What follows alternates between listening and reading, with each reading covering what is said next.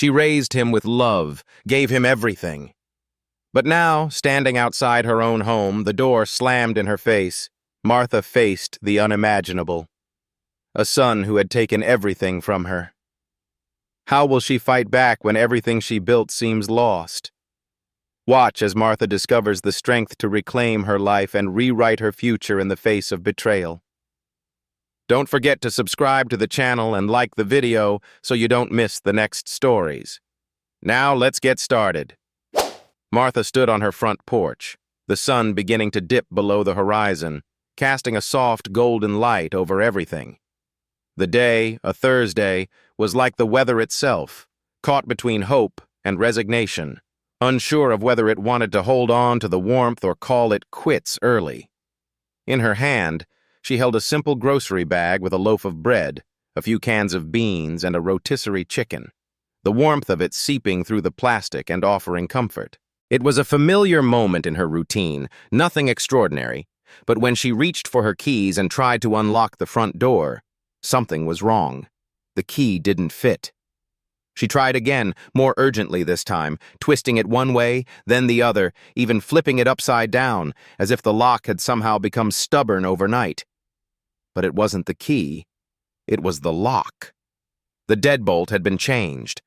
A cold wave of confusion washed over her, followed by a sharp pang of fear. This wasn't possible. She had lived here for over 20 years, longer than anyone else in the neighborhood. This was her home, her sanctuary, where she had raised her son, where memories of her late husband lingered in the walls like a quiet melody. Panic crept up as she knocked on the door. Once, twice, then a third time, louder, her fist pounding against the wood, still holding the grocery bag like it was part of her identity. And then, as if from nowhere, the door cracked open. Just a sliver. There she was. Grace, Luke's girlfriend, standing there in the doorway, her expression one of surprise, like she wasn't expecting company.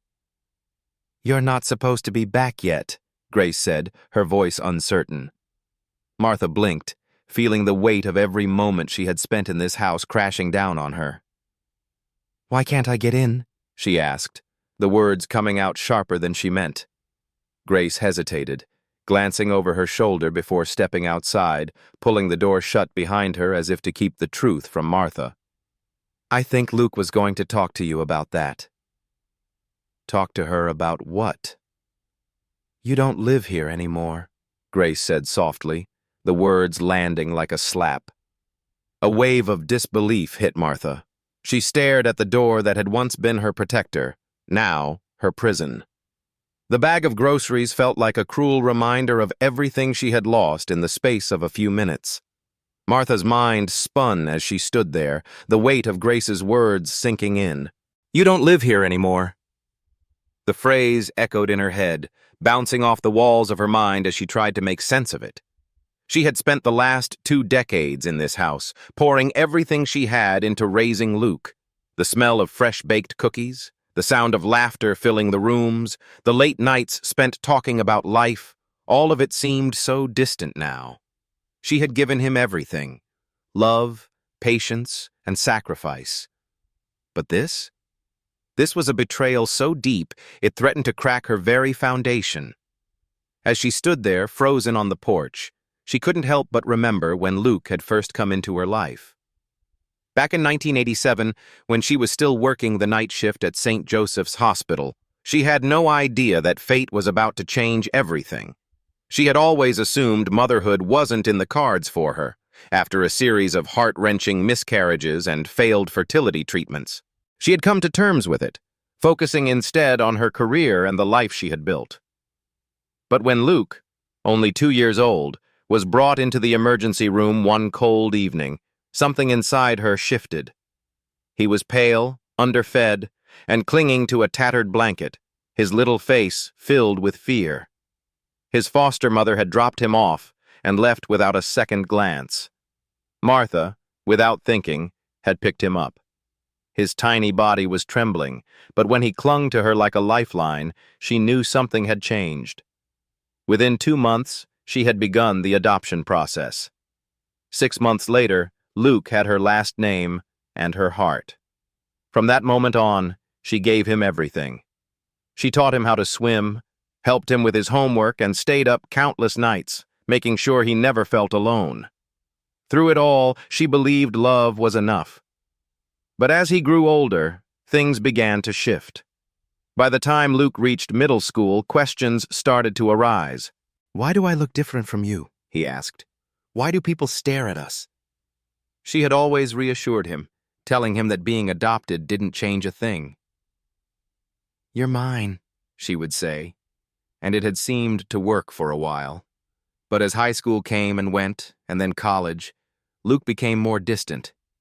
His visits were few and far between, and when he did come home, it was only for a night or two, always in a hurry, always distracted. But still, Martha kept the light on for him. She kept his room just as it was, holding on to the hope that one day things would go back to how they used to be. She never once complained, never once asked for more.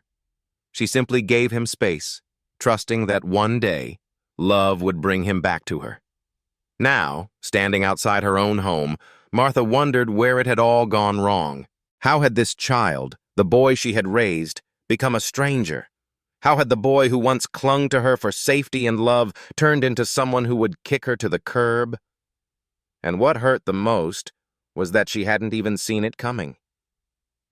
Martha sat in the quiet of her car, the night swallowing up the familiar streets as she tried to process everything. The house was no longer hers. The space that had once been filled with memories now hollow and distant. But it wasn't just the house she had lost. It was the years she had spent raising Luke, the love she had poured into him, and the future she had imagined with him by her side. The rotisserie chicken sat cold in the passenger seat, forgotten, just like the life she had once known. She had always believed in the power of love, in the quiet strength that comes from nurturing someone, making them your own. But now, she realized, love alone had not been enough. She thought of her husband, George, and how they had built a life together from nothing. George had been her rock, her partner in everything. When he passed away 3 years ago, it had shattered her world. The grief had been unbearable, a weight she couldn't shake, and for the first time, she thought that maybe life would never be the same again. But Martha, always resilient, had kept going. She had to. She had spent her life giving, and now she needed to find a way to give to herself. It was then that the hospital called her. It had been a long, drawn-out process, but the malpractice lawsuit had finally come to a close. The hospital had tried to dismiss it as a natural complication, but Martha, with her years of nursing experience, knew better. She had fought for justice, pushing back against the system that tried to hide the truth. And she had won. The settlement was substantial, $9.5 million. She had kept it a secret. She didn't tell Luke. She didn't want him to know. The money was not for him, not for anyone. It was for her peace of mind, her own quiet security. She didn't want it to change things, to make people see her differently, especially Luke. She knew how money could twist things, change relationships in ways that were impossible to undo. So, she moved the money into a separate trust, under her maiden name, across a series of accounts that only she knew about. It wasn't out of fear. It was out of wisdom. She needed a place to hide, a way to protect herself from the world that had so often taken without giving back.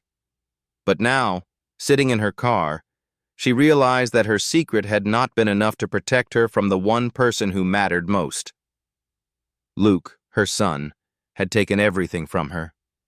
But Martha wasn't broken. Not yet. She had one thing left that money couldn't touch: her strength. And she was determined to find a way to use it.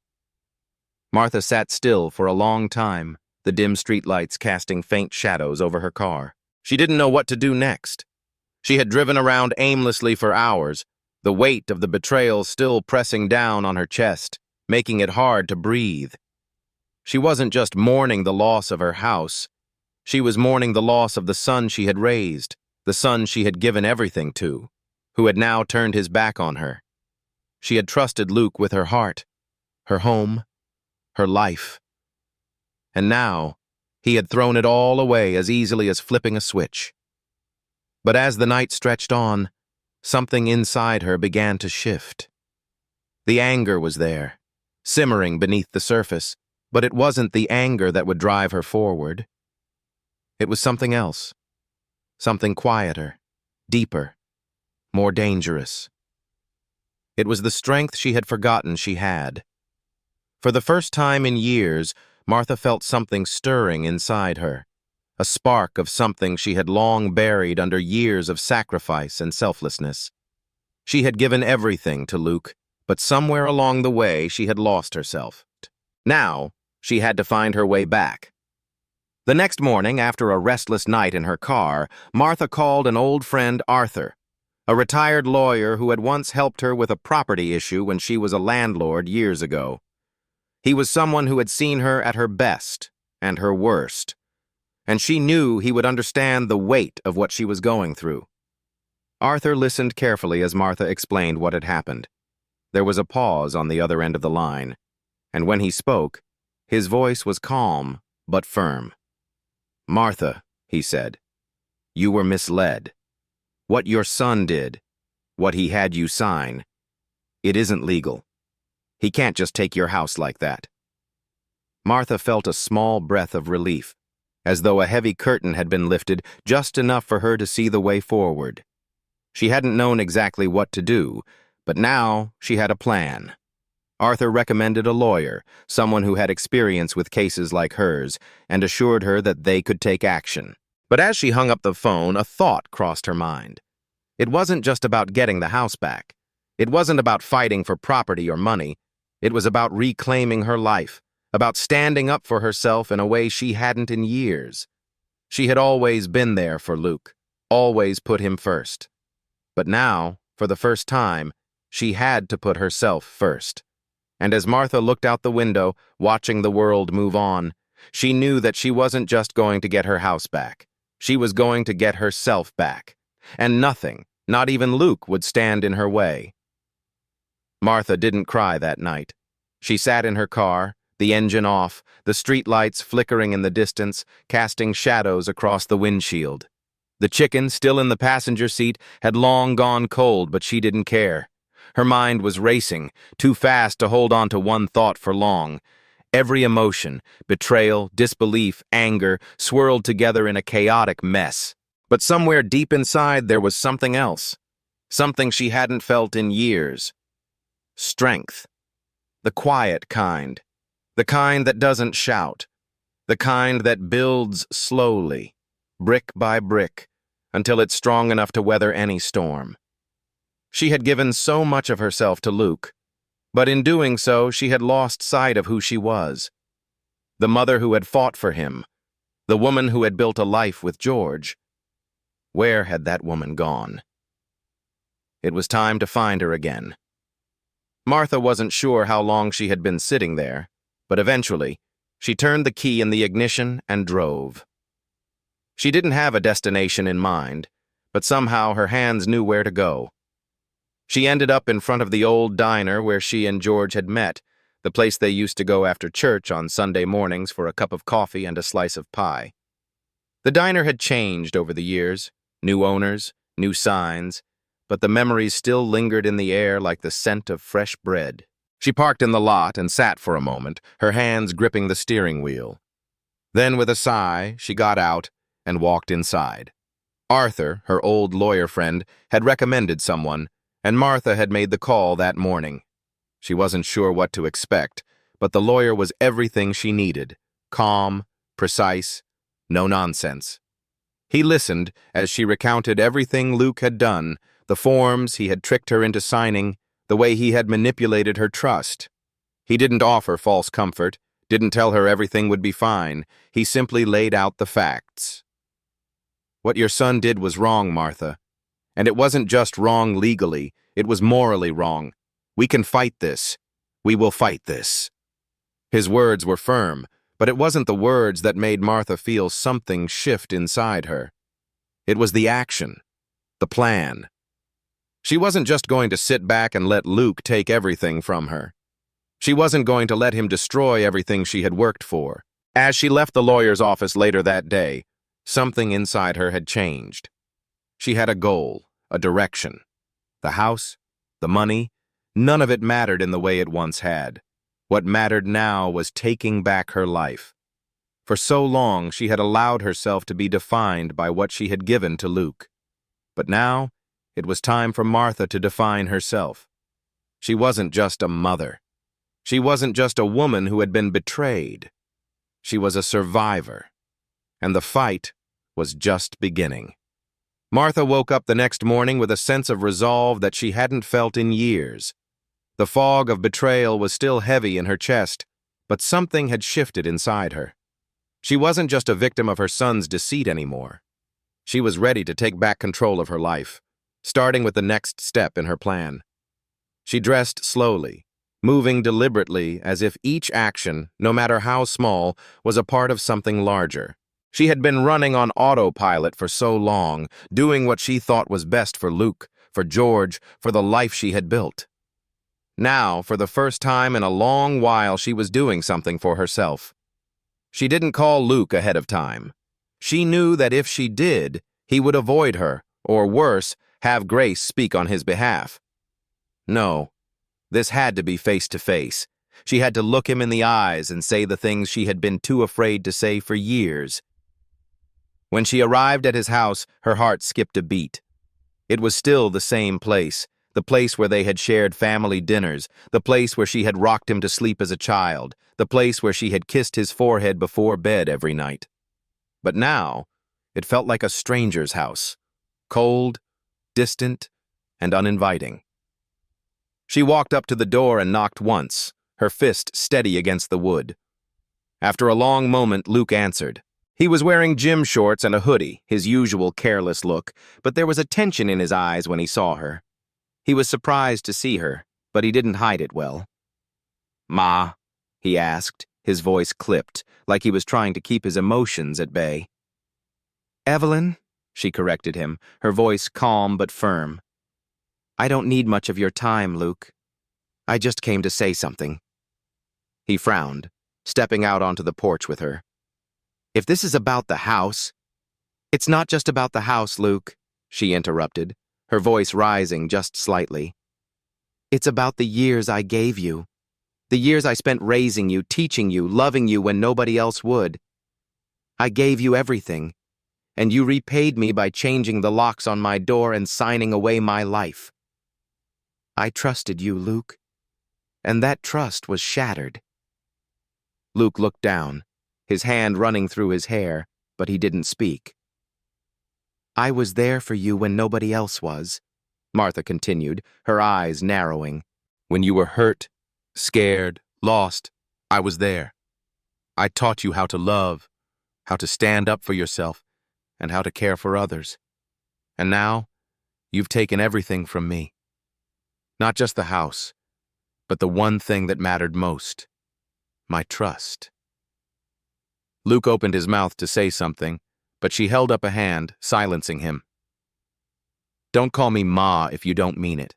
I raised you. But this isn't the son I raised." His face shifted from anger to something like shame, but it was too late. "I don't need your apology, Luke," she said, her voice quiet now, but no less firm. "I need you to understand that love isn't a transaction. It isn't something you can steal and walk away from. And now, I'm walking away from you." She turned to leave, her heart heavy but resolute. She had done it. She had said the things she had buried for years. She had finally put herself first. But as she walked away, she knew this wasn't the end. It was just the beginning of a new chapter. She had reclaimed her voice, and she wasn't about to let it be taken from her again. Martha didn't look back as she walked down the steps of Luke's porch, her hand gripping the strap of her purse tightly. She could feel the weight of the moment, the enormity of the decision she had just made. She had said what needed to be said, but now there was no turning back. The reality of it was still settling in, but one thing was certain. She was no longer going to be defined by her past or by the betrayal that had shattered her life. She had spent so many years wrapped up in caring for Luke, in making sure he had everything he needed, always putting him first, and now, as she stepped away from his house for the last time, she felt a sense of finality. The house she had once cherished, the place where she had held him close when he was a child, no longer felt like hers. But Martha understood now that it had never been the walls or the roof that made a home. It was the people inside. And the people inside had changed. She didn't need the house. What she needed was her own peace, and she was determined to find it. That afternoon, she drove to the lawyer's office, the one Arthur had recommended. It was a small, unassuming building in the heart of town, but inside, the lawyer, a woman named Ruth, made Martha feel like her case mattered. Ruth was direct, focused, and kind in a way that Martha hadn't expected. She laid out their options with clarity and precision, explaining how they could challenge the fraudulent paperwork Luke had used to steal the house. "We can file a petition to investigate whether the transfer was legitimate," Ruth explained, "and if we find evidence of fraud, we can take it to court." Martha nodded, absorbing every word. But it wasn't the prospect of winning that comforted her. It was the action. She was doing something. She was taking back control, not just over the house, but over her life. The next few weeks were a blur of legal meetings, paperwork, and phone calls. Martha had never been one to shy away from hard work, and now she poured herself into the process. Each step brought her closer to the resolution she needed. But it wasn't just about the house. As the days passed, Martha began to realize that she was rebuilding something deeper than just a physical space. She was rebuilding herself. She wasn't the woman who had been abandoned by her son. She was a woman with a future that was hers to create. One night, as she sat at her kitchen table, filling out more paperwork, the phone rang. It was CJ, the lawyer who had helped her with her rental property all those years ago. "I heard about what happened with Luke," he said. "I just want you to know that I'm here for you. You're not alone in this." For the first time in weeks, Martha allowed herself to smile. She wasn't alone, and she didn't have to fight this battle by herself. The people who truly cared about her were still there. And as the days went by, Martha felt a new sense of purpose rising within her. She wasn't going to let this betrayal define her. She wasn't going to let Luke's actions be the final word in her life. No, this was just the beginning. And as the legal proceedings moved forward, Martha knew that her journey was far from over. She was ready to rise again, stronger and more determined than ever before.